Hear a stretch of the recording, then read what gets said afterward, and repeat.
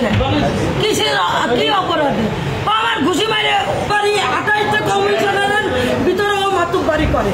না আজকে কেন আপনি এমনি মারলেন? এমনি মার কোনো কথা নাই।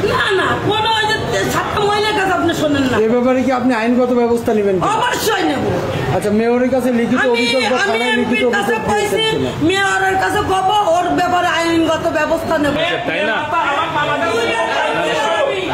আমি তো খাবো। উনি আমাকে অ্যাটাকিং পজিশনে ছিল।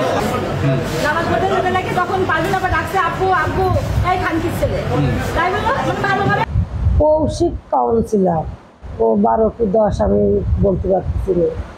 ওকে আমি সবসময় আব্বা ছাড়া কথা বলিনি। তো ও ঢুকেছে ঢুকে কি একটা কথা বল, আমি তো আব্বু তুমি কোথায় যাচ্ছ? যেই কইছে আব্বু তুমি কোথায় যাচ্ছ, ওইটা কথা কছে এইখান এই কুত্তার বাচ্চা তুই আমার সাথে কথা বলি কেন? আমি বলছি এই তুই কীভাবে আমার সাথে কথা বলতেছিস? তাই কইয়ে আমার এই ঠোঁটে এক ঘুষি মারিয়ে দিছে। 3টে সেলাই লাগেছে আমার ঘুষি মারলে আমি মনে অবাস হয়ে পড়ে রয়েছি। তুই আমার ছেলে, তুই আমার মাল্লিকা। তখন ও আমার বিরুদ্ধে আজে বাজে কথা কয়। এইটা কয়ে আমি সব কাউন্সিলররা ছুটে আইছে।